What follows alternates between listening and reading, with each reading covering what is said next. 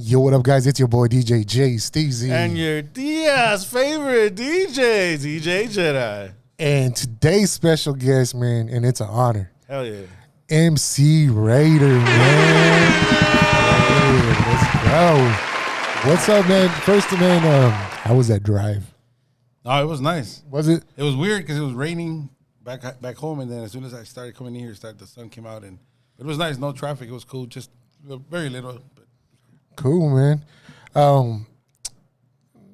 Let's touch a little bit on the draft, man. It's funny. My son Thursday morning, he's all, Dad, what do you think we need? And I just looked at him. I said, running back. yes. Oh yeah. You know, and I was just like, and he goes, yeah, right. Yeah. So, how do you like that pick, man? No, I love it. Look, I'm gonna be honest. I don't watch college football at all. G. Me neither. So I don't. Every year, it's a funny thing. Every time I'm with my other buddies that YouTubers, podcasters, and stuff, they all know all the stats and all this shit about the college. You can cuss here, right? Yeah. Oh, okay. So I just know what I wanted. So I just said, fuck, I want a running back. And then closer to the draft, I started hearing Genty, and I was like, okay, if that's the best running back coming out right now, I want that fool. I just want a running back. And then, so that day at the draft, it was great, man. I was like, fuck, that's what I wanted. Yeah, man. And then, how crazy was that, though? I seen the YouTube you uploaded. Man, it looks like a fucking hell of a bomb-ass party, dude. Yeah, it's fun. I went 3 years ago, I was in Kansas City for the draft, in Kansas City at the extra draft. Last year, I was in Detroit for the draft. I saw that whole vlog, man. Yeah, I was in Detroit, and then this year I wanted to go to Green Bay, but I got busy with a lot of stuff right now, and I was like, fuck. But then I was lucky to go to this thing in Vegas for the Raiders draft party, and it was just Raider Nation, bro. You know how it is, bro. Man. It's a big party, man. It was awesome. That's cool, man. Yeah, man. Then we got some wide receivers now too, man. Oh yeah, I've seen that. Yeah. Yep. So I like the moves they're making, bro. I really do. Pete Carroll now, head coach. Yeah. Geno Smith. What do you think of Geno Smith, man? I think Geno Smith is finally his opportunity to shine what he really wants to do. He was there. He was a backup for a while, and then in Seattle, he had the opportunity to be a starting quarterback, and he showed that he's really good, even though he didn't have a really good team with Seattle, and it was tough. But now it's like starting from scratch, and I know he has that chip in his shoulder to, like, you know what? They're going to give me here 2 to 3 years. I'm going to prove that I could do what I have to do. So I have a good feeling about it, man. Me too. And every year it's like we're going to the playoffs, man. We're going to the Super Bowl. What do you feel this coming season? Man, you feel like I ain't saying shit. He said I ain't saying shit. We're going. Fuck it. Last year in our podcast that we have with shout out Cheeto Linus on Real Talk Nation, I said, we're gonna win 10 games. We fucking lost 10 games in a row, bro. Right? It was fucking depressing, man. So it's just like I will say this: we will be better than last year. That's it. Okay, yeah, I'm with it, and I would say the same, man. I would definitely say the same. Yeah, I was thinking of throwing in. Can we pick like players? Like I was getting bad. I was like, maybe the local football team. I mean, we could draft them right away. Yeah. Fuck, man. Yeah, it was. I think Antonio Pierce had a lot of heart.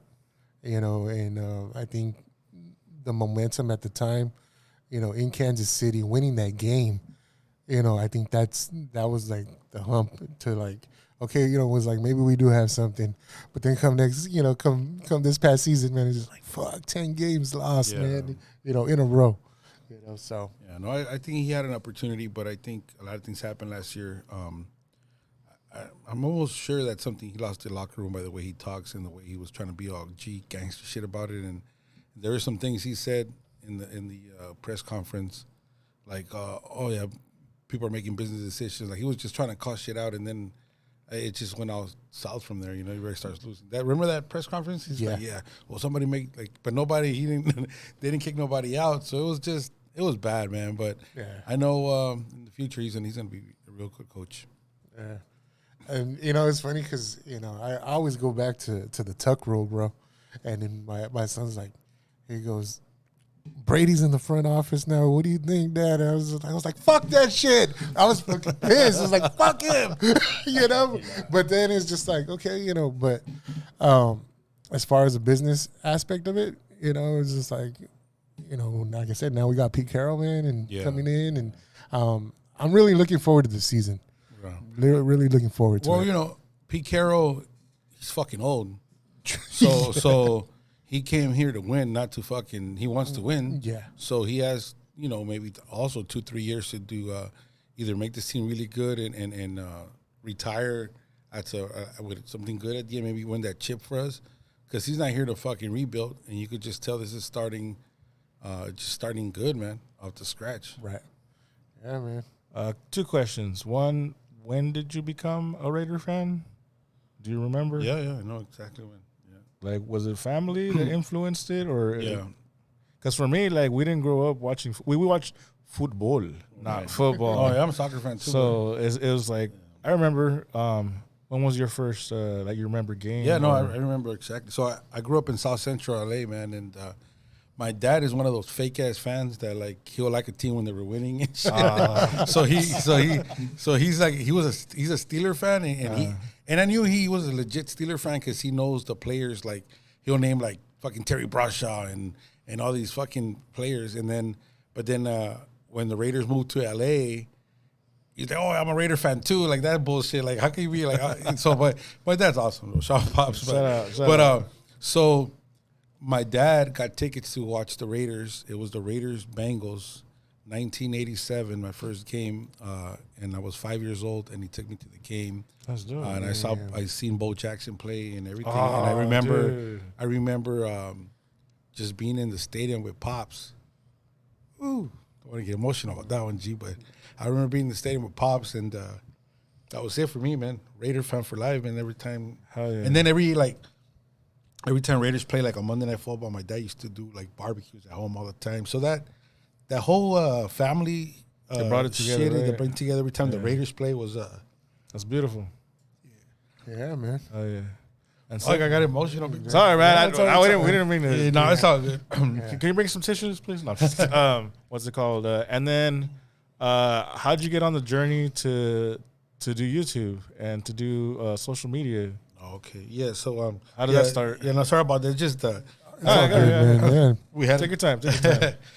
We had a tough life growing up, you know. Saying my pops means a lot to me, G. So, and I am who I am because of him. So that's why I got kind of emotional, G. So, anyways, so yeah, back to how I got started with this. I was going through some shit, man. I was drinking a lot. And I got into some problems at work, and I took some time off because I was, you know, drinking and going at it with my wife. And then one day I woke up in the hospital, bro, intoxicated, man, with fucking an IV and all this shit. And then I was lost in Vegas. My family couldn't find me for like hours. And that day was September 25th. And then I remember my wife leaving me there, bro, and I just didn't know if our marriage was gonna end. So September 26th, which actually today is the 26th that I'm celebrating another month sober. I went back home and she said, "You need help, or we're done." And I decided to put my job to the side. I went and looked for help, and I became the sobriety stuff. So I had a lot of time in my hands at home. Yeah, but before all that. All my family used to be like, "Damn, fool, you're fucking funny. You should do some videos." Or every time the Raiders lost or Lakers lost, I used to go on Twitter. Like that's all I had, and I used to make some videos. And I was making videos talking shit, but people thought they were funny. And I was like, "Pinches valen verga, pinches pendejos," and I was saying all this shit, and everybody thought it was funny. So one day, just being there at home, my prima said, Hey, primo, you should make a TikTok. Make a TikTok, and I'm sure you're gonna get a lot of followers because, you know, you're funny, you know, and you know, whatever. So I made a video that I was going to a 49er Cowboy party, and I walked in there, and there's a bunch of dudes dancing together and all this shit. I'm like, what the fuck? And all, and it was a real party. And then I just uploaded. And then I remember waking up the next morning, it had 500,000 views, bro.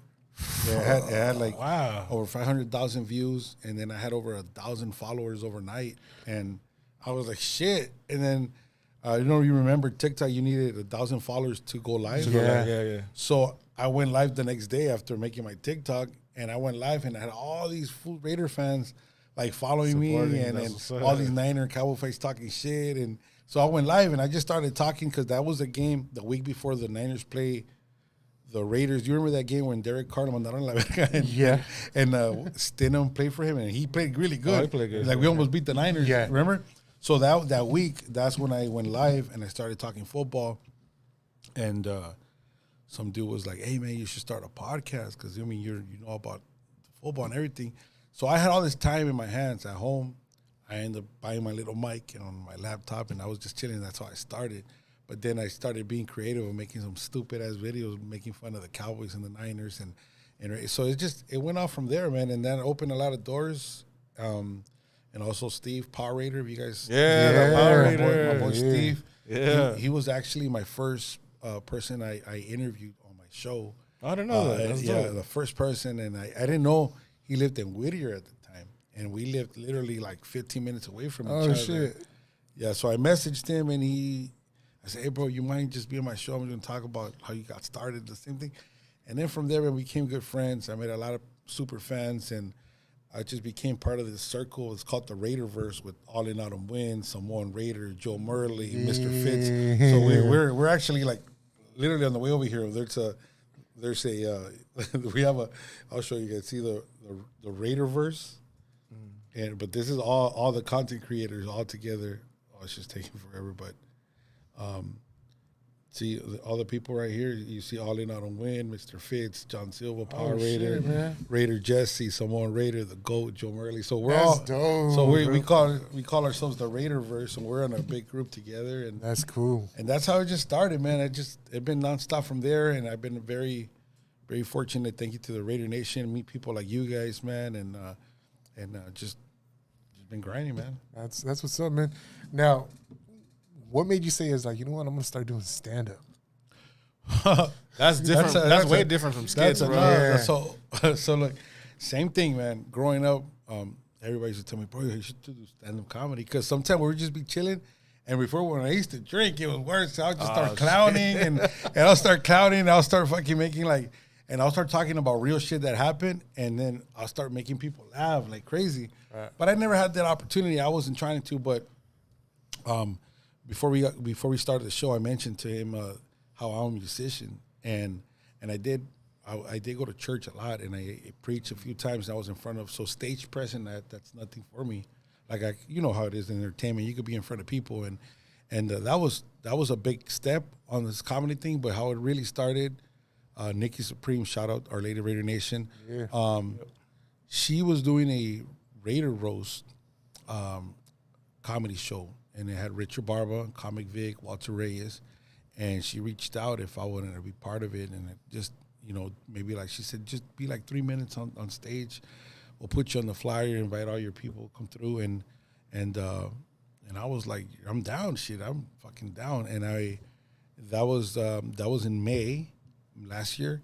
And I went to May 17th. That was my first time. I went on stage. It was all the Raider fans. It was like a fucking Raider party. And I just... You did it sober? Yeah, bro. Damn. Sober. To be thrown out sober? I was like, wait a minute. Sober. But I went in there like, hey, what's up, guys? They gave me 3 minutes, so enjoy this shit, because I'm giving you guys more than I gave my wife last night. And that was like one of my first things. And everybody started fucking laughing, and then I was like, why you laughing? If we look like you haven't got shit in years and whatever. And then so it just, in those 3 minutes, I fucking killed in 3 minutes. And everybody was like, oh, and I'm like, all right, I'm leaving. So I went to the back, and that's where Richard Barr was at, Comic Vic, and then they were like, bro, you done comedy before? I was like, bro, I've never done comedy. This is my first time. So Comic Vic was like, bro, I'm gonna put you on my show next week, and I'm like, let's do it. So I went to his show, and I started, and Raider Nation started following everywhere I've gone. Man. So that's sick, dude. And that was it, bro. That was the beginning of something beautiful. I enjoyed so much, and then I'm not here to be like, yeah, I want to be like Fluffy one day. I'm just letting this shit ride. Whatever happens, happens. Right. But I know, and I've seen the progress, and and the maturity I'm getting on stage. And now I started from doing 3 minutes, and now I've been headlining for 30-minute shows on stage now. So now the process, you're not just going up there and winging it, or do you put like work into it, or no. Everybody writes, and I try to write, but it's so fucking difficult for me to write shit when it's fake. Okay. Like, because people write jokes. Uh-huh. People will be like, oh, I woke up this morning and my wife left a note in the refrigerator. It says, hey, Mario, I'm leaving you. This ain't working. And I opened the refrigerator and that shit worked fine. You know, that was Right. that's like a joke that you write and then you make it and like, but I'm not that type of comedian. Okay. I'm like I'm a type of comedian. Like, I'll start today's show like any fat people, you know. Then I look at my boy like damn, bro, I'm always comparing myself to other fat dudes. You know? So I start talking live, like real shit. Welcome to our podcast. Yeah. So then I'll be like, yeah, that's all. Then I bring my wife, because my wife is part of my life, bro. She's always talking shit to me, bro. But the thing is, like, we can't talk shit to them because they'll fuck up your whole fucking day. Yeah. So I talk about real life, bro. And then as time went on, I've been able to make my jokes longer, make them better, funnier, tag more shit to it. Gotcha. And so it's been a process, but now it's like I've learned how to make the joke with more jokes in the same joke.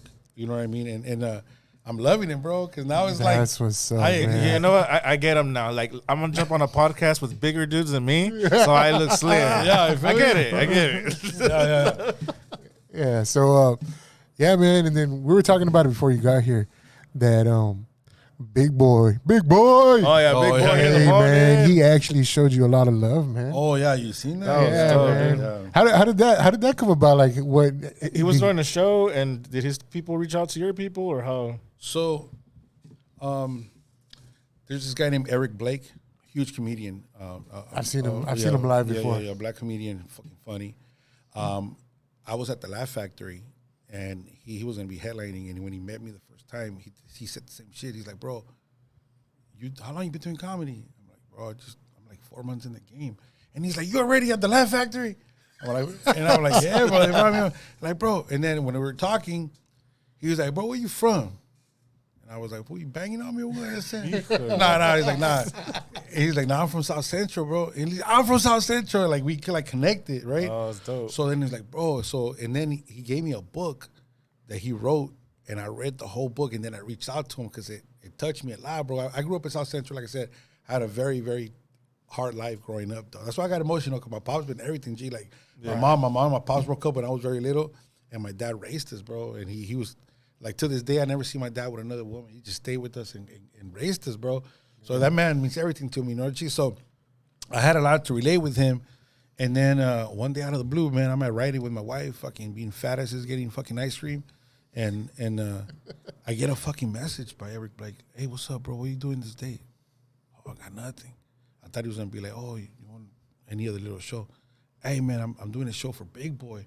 You want to be part of the show? You down to open the show?" Bro, let's do it. Say less. He's like, "All right, Big Boy manager's gonna reach out to you." I was like, "What the fuck?"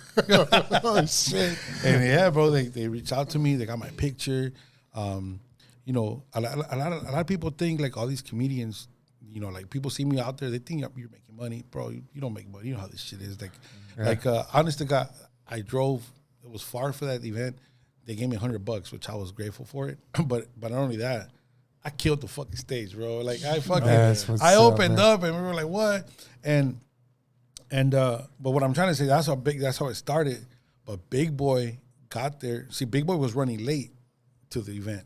I was gonna open up. Big Boy wasn't gonna see me, G, you know. Right. Big Boy was running late, but they had another band that opened the show, and he was fucking. We were like, "What the fuck is he doing?" And then, yeah. So then, Cowboys fan. When I was no shit, dog. When I was gonna go up stage, Big Boy manager tells me, "Look, hey, Big Boy's gonna be running late. Or we're listening that we're gonna give him 10 minutes." She's like, "You think you could do 15 or 20 just in case?"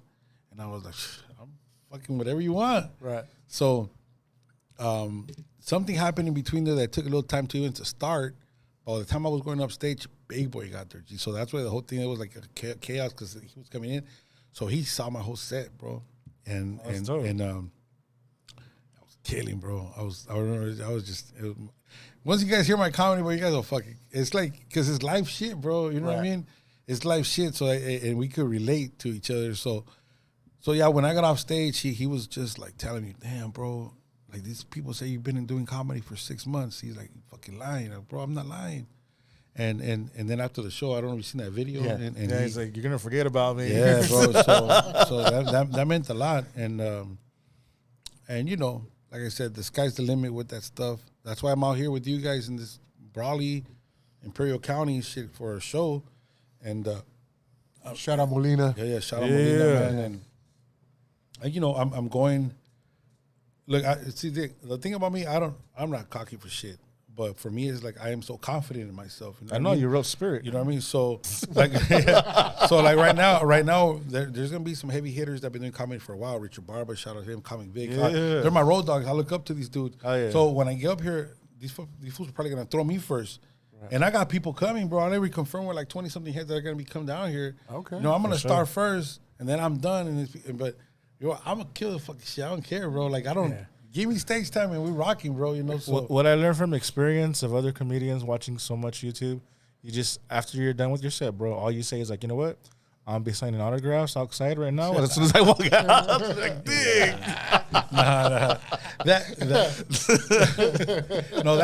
That's crazy though. It is a blessing where I mean Raider Nation is deep. G. And then when I always see a Raider fan, I mean Raider fan sees me and they recognize me from YouTube or TikTok, and they stop me to take a picture and everything, bro. I still can't believe that shit's happening, man. It's like, what the fuck?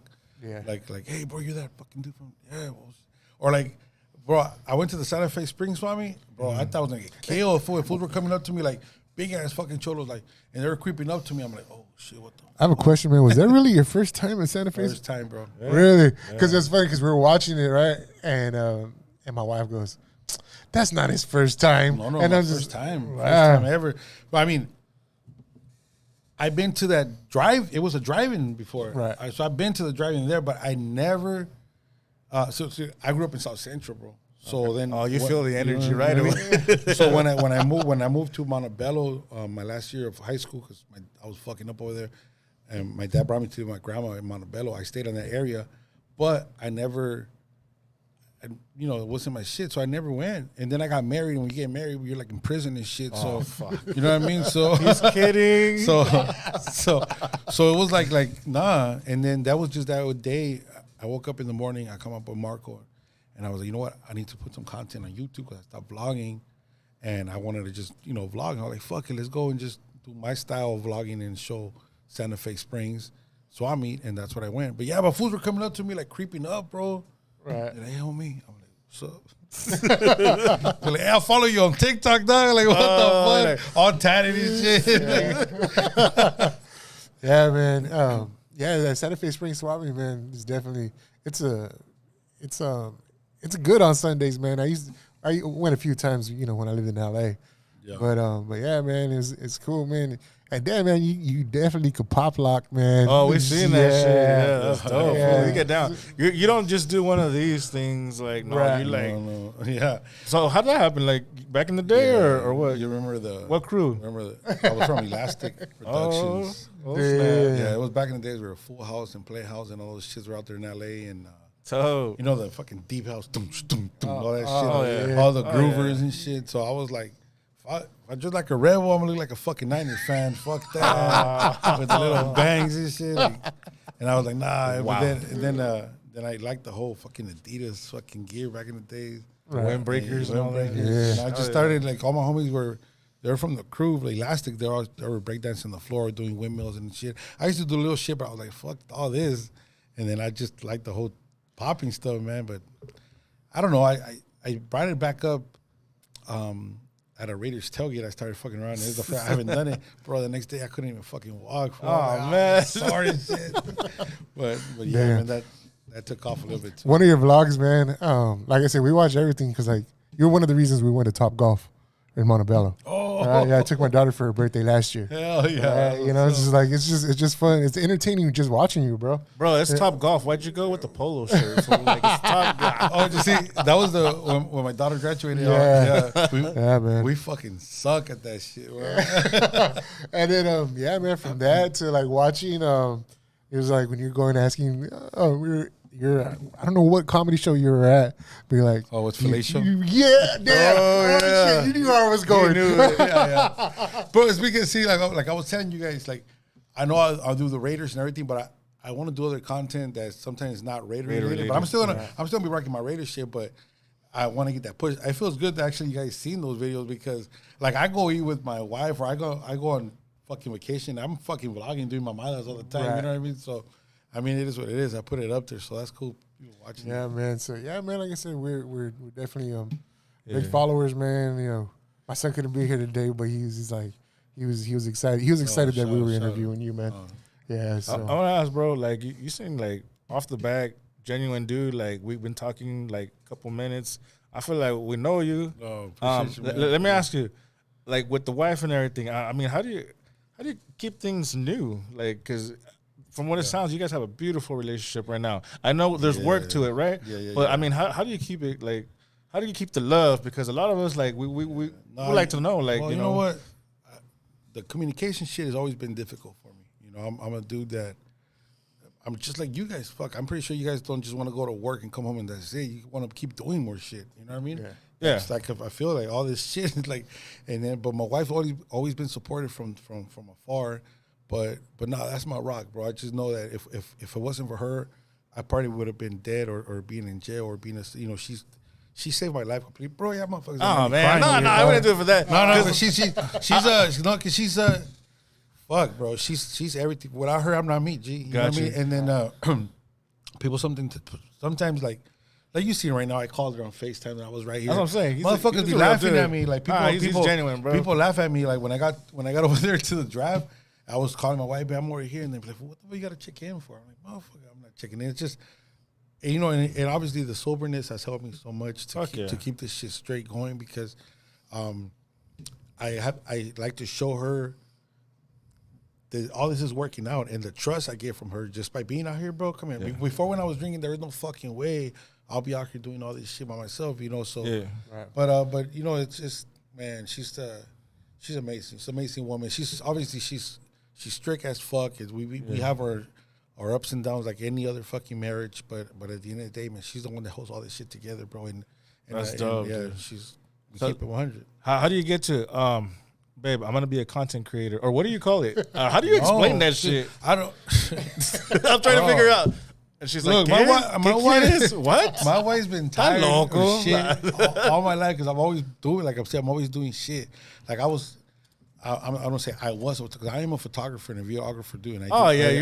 Every weekend you're out. So I was doing that also like for the hustle, man. I mean, I have a job, but then like, man, I'm gonna book 2 weddings this month, and that's gonna pay for it. So I'm out there grinding, bro. So I was always doing shit, and then this that happened out of nowhere.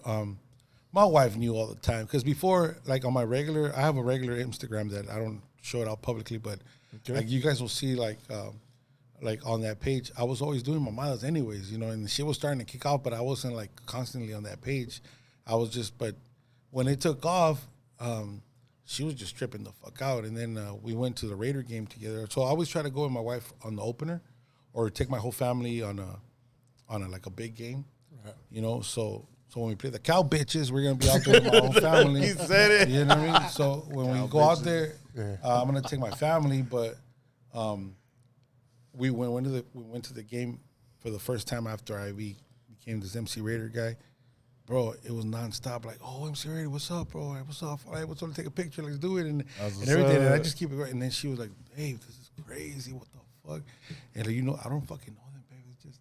And then she started tripping out. And then some of her friends started sending videos to her like, hey, is this your husband? And they're like, oh, shit, fucking. Because it started going viral. I was like, so for something, is this your husband? Yeah, but all bad. Yeah, no, but you know what? It's hard, bro. I mean, you guys could relate. For sure. To be in this fucking phone all the time, it controls your life. Yes. You know, sometimes you got to put the shit to the side because it's either this or your family time. And then sometime with my family, I'm here con esta mierda, and she's like, fuck. So it's tough. It's tough on her too, but I have to balance it. Yeah. And then she understands that I'm out here, bro. I'm not like I'm being dead honest. Like I have not made like all these people think all this fool goes everywhere and makes money. Like hell no, G. Like YouTube.